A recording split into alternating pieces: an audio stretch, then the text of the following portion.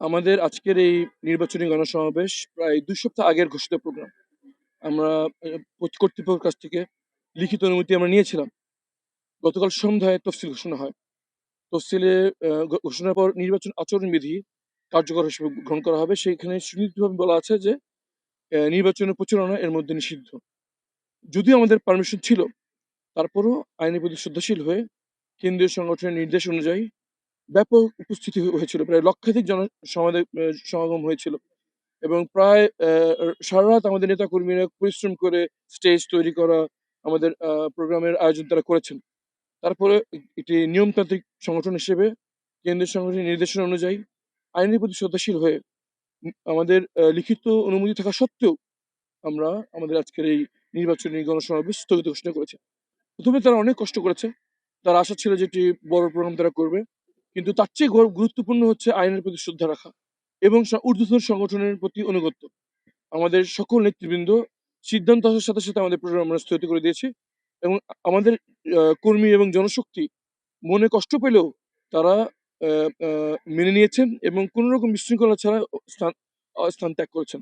এখান থেকে আমরা যেটা আমরা দৃষ্টান্ত স্থাপন করতে পেরেছি বলে আমাদের বিশ্বাস যে আমরা নিয়মতান্ত্রিক দল এবং সুশৃঙ্খল একটি সংগঠন।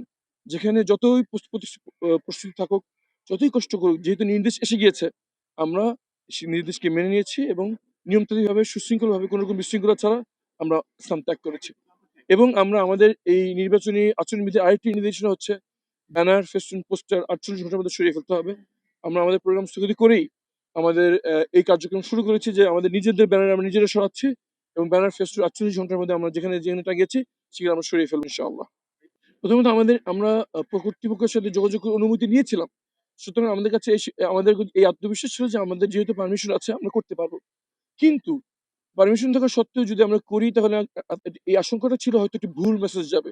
হয়তো কেউ মনে করবে যে আমরা পারমিশন ছাড়াই আচরণবিধি লঙ্ঘন করছি। এই ভুল বোঝাবুঝির অবসান করার জন্যই কেন্দ্রীয় সংগঠনের নির্দেশ অনুযায়ী আমরা আমাদের প্রোগ্রাম স্থগিত করেছি এবং আমাদের বিশ্বাস আমাদের পাশাপাশি সকল রাজনৈতিক সংগঠন এভাবে আচরণবিধিকে পুঙ্খানুপুঙ্খভাবে অক্ষরে, অক্ষরে মেনে চলবেন এবং শান্তিপূর্ণভাবে একটি নির্বাচন আমরা অনুসরণ করতে পারবো ইনশাআল্লাহ। প্রথমত আমরা স্বাগত জানাই। নির্বাচন তফসিল ঘোষণা হলো। অনেক আকাঙ্ক্ষার এই তফসিল, অনেক ত্যাগের বিনিময়ে আমরা আরেকবার আমাদের গণতান্ত্রিক অধিকার প্রয়োগ করার সুযোগ পাচ্ছি। আমাদের বিশ্বাস আমরা নিজেরা আচরণবিধি পালন করে সবাইকে আহ্বান জানাচ্ছি যে আমরা যেভাবে অক্ষরে, অক্ষরে আচরণবিধি পালন করার চেষ্টা করছি এবং করছি, আমাদের আহ্বান সকল রাজনৈতিক দল, সংগঠন, প্রার্থী, ব্যক্তিগতভাবে, স্বতন্ত্রভাবে যারা আছেন, সবাই আচরণবিধি এভাবেই পুঙ্খানুপুঙ্খভাবে মেনে চলবেন। সুশৃঙ্খলভাবে, শান্তিপূর্ণভাবে আমরা আমাদের আগামী নির্বাচন অনুষ্ঠিত করব ইনশাআল্লাহ। সারা বাংলাদেশের মানুষ তাদের গণতান্ত্রিক অধিকার প্রয়োগের জন্য উন্মুখ হয়ে আছে। তারা সবাই একটি নির্বাচন চাচ্ছে, শান্তিপূর্ণ নির্বাচন চাচ্ছে।